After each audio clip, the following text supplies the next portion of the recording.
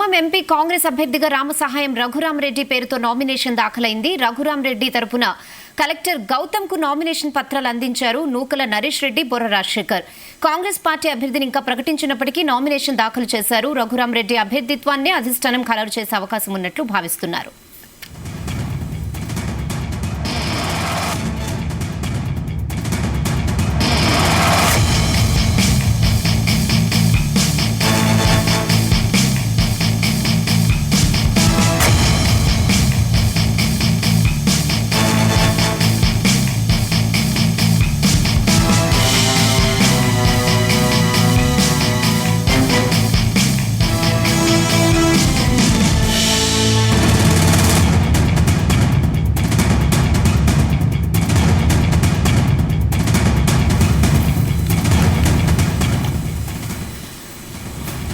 Khammam MP Congress అభ్యర్థిగా రామసహాయం రఘురామరెడ్డి పేరుతో nomination దాఖలైంది. Raghurama Reddy తరపున కలెక్టర్ గౌతమ్ కు నామినేషన్ పత్రాలు అందించారు నూకల నరేష్ రెడ్డి, బొర్ర రాజశేఖర్.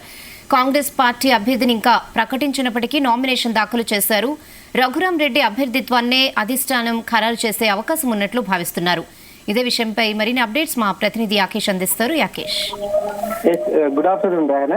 ఖమ్మం కాంగ్రెస్ ఎంపీ అభ్యర్థిగా రామసహాయం రఘురామరెడ్డి తరపున నామినేషన్ దాఖలైంది. ఖమ్మం కలెక్టర్ గౌతమ్ కు నామినేషన్ పత్రాలను కూడా రఘురామరెడ్డి తరపున బంధువులు అందించారు. అయితే కాంగ్రెస్ పార్టీ ఖమ్మం కాంగ్రెస్ అభ్యర్థి అంశం మీద చాలా పెద్ద ఎత్తున కూడా ప్రచారం జరిగింది. చివరిగా రఘురామరెడ్డి పేరును కాంగ్రెస్ అధిష్టానం పరిశీలిస్తున్నట్టు తెలుస్తా ఉంది. నిన్న కర్ణాటకలో జరిగినటువంటి ఈ సమావేశానికి సంబంధించి అటు పొంగులేటి శ్రీనివాస్ రెడ్డితో పాటు అటు బట్టి విక్రమార్క ఇద్దరితో కూడా ఆ పార్టీ జాతీయ అధ్యక్షుడు మల్లికార్జున ఖార్గే సమావేశం నిర్వహించారు. ఈ సమావేశంలో అభ్యర్థి అంశం మీద ఒక కొలిక్కి వచ్చినట్టు తెలుస్తా ఉంది. పొంగులేటి సోదరుడికి ఇవ్వాలని మొదటి నుంచి పట్టుబట్టినప్పటికీ కూడా పార్టీ అధిష్టానం ముందుకు రానట్టు తెలుస్తా ఉంది. అట్లనే డిప్యూటీ సీఎం మల్లు బట్టి విక్రమార్క సతీమణికి నందినికి కూడా టికెట్ ఇవ్వాలని ఆయన పట్టుబట్టినటువంటి నేపథ్యంలో మంత్రుల బంధువులకు టికెట్ ఇచ్చేది లేదంటూ కూడా కాంగ్రెస్ పార్టీ తేల్చి చెప్పినట్లు సమాచారం ఉంది.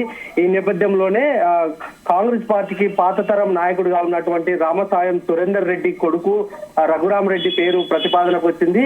గతం నుంచి వీళ్ళు కాంగ్రెస్ పార్టీతోనే ఉన్నటువంటి నేపథ్యంలో ఆ పేరును ఇరు వర్గాలు కూడా అంటే ఖమ్మంలో ఉన్నటువంటి ముగ్గురు మంత్రులు కూడా ఓకే చెప్పినట్టు తెలుస్తా ఉంది. ఆయన అభ్యర్థిత్వాన్ని వాళ్ళ సాయంత్రానికి ఖరారు చేసే అవకాశం ఉంది. ఈ నేపథ్యంలోనే ఆయన ఆ పార్టీ సూచన మేరకే కాంగ్రెస్ పార్టీ తరఫున అయితే నామినేషన్ దాఖలు అయింది. ఇంకా బీఫామ్ వచ్చిన తర్వాతకి కూడా ఈ బీఫామ్ జిల్లా అధికారులకు అందించి అభ్యర్థిత్వాన్ని ఖరారు చేసే అవకాశం ఉంటుంది.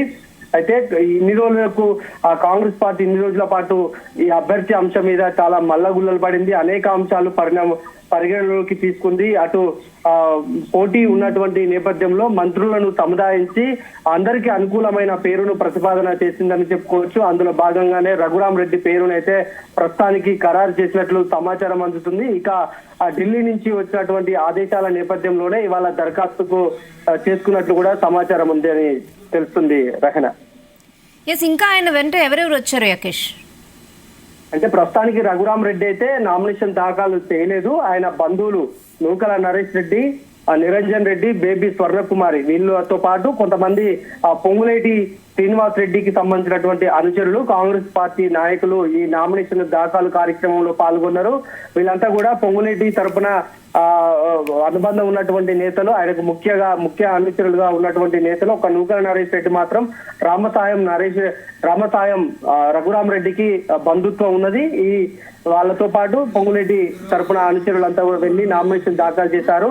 ఆయన అభ్యర్థిత్వం ఖరారు అయినాక బీఫామ్ తీసుకొని మరొకసారి ఆయన నామినేషన్ దాఖలు చేసే అవకాశం ఉంది. ఇప్పటికే 2 సెట్లను దాఖలు చేసినటువంటి నేపథ్యంలో మరొక సెట్ను కూడా అభ్యర్థిత్వం ఖరారు అయిపోయాక ఆ బీఫామ్ తో కలిపి ఆయన మరో నామినేషన్ వేసే అవకాశం ఉంటుంది. ప్రస్తుతానికి స్వతంత్ర అభ్యర్థులు కూడా పెద్ద ఎత్తున ఖమ్మం ఎంపీ అభ్యర్థిగా నామినేషన్ వేశారు. ఇప్పటికే బీజేపీ అభ్యర్థి తాండ్రా వినోద్ రావు వేశారు. రేపు ఎంపీ నామా నాగేశ్వరరావు బీఆర్ఎస్ నుంచి కూడా ఆయన ఎంపీ అభ్యర్థిగా నామినేషన్ దాఖలు చేస్తున్నారు. అయితే కాంగ్రెస్ పార్టీ అభ్యర్థిత్వం మీదనే చాలా పెద్ద ఎత్తున కూడా ఒక ప్రచారం జరిగింది. జిల్లాతో పాటు రాష్ట్ర వ్యాప్తంగా కూడా ఒక చర్చ జరిగినటువంటి నేపథ్యంలో కాంగ్రెస్ పార్టీ అభ్యర్థిగా రఘురాం పేరునే ప్రస్తుతానికి పరిశీలన చేసింది. వాళ్ళ సాయంత్రానికి కూడా ఆయన అభ్యర్థిత్వం మీద పూర్తి క్లారిటీ వస్తుంది. ఇప్పటికే దరఖాస్తు చేసినటువంటి నేపథ్యంలో ఆ సమాచారం కాంగ్రెస్ పార్టీ ఇచ్చినటువంటి నేపథ్యంలోనే దరఖాస్తు చేసిరన్నట్లు తెలుస్తా ఉంది. అందుకు సంబంధించి కూడా పూర్తి స్థాయిలో ఒక ప్రక్రియ జరిగిన తర్వాతనే వాళ్ళు నామినేషన్ వేసినట్లు కూడా సమాచారం ఉంది. రహనా, యకేష్, అంటే నామినేషన్ ఇంకా చాలా తక్కువ టైం ఉంది, 2 రోజులు మాత్రమే ఉంది. సో ఈయనే కన్ఫర్మ్ చేసే అవకాశం ఉంటుందంటారా కాంగ్రెస్? ఒక స్పష్టమైన క్లారిటీ తోటే రఘురాం రెడ్డి తరఫున నామినేషన్ దాఖలైనట్లు సమాచారం ఉంది. కాంగ్రెస్ పార్టీ ఇన్ని రోజులు ఆలోచించింది, ఎందుకంటే 3 మంత్రులు జిల్లాలో బలంగా ఉన్నారు.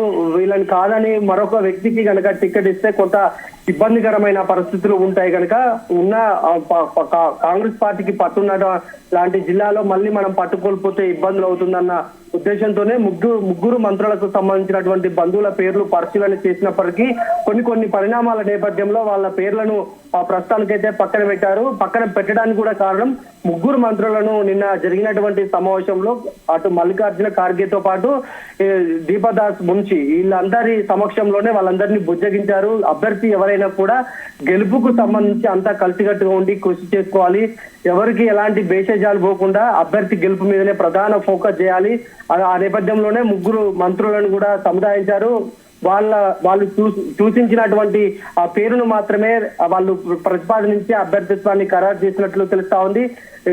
ఇవాళ సాయంత్రానికి కనుక ఒక క్లారిటీ, అంటే ఆల్మోస్ట్ నామినేషన్ దాఖలు చేశారంట, ఒక క్లారిటీ మాత్రం వచ్చేసింది.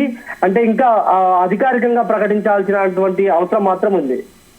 Okay Yakesh, thanks for the updates.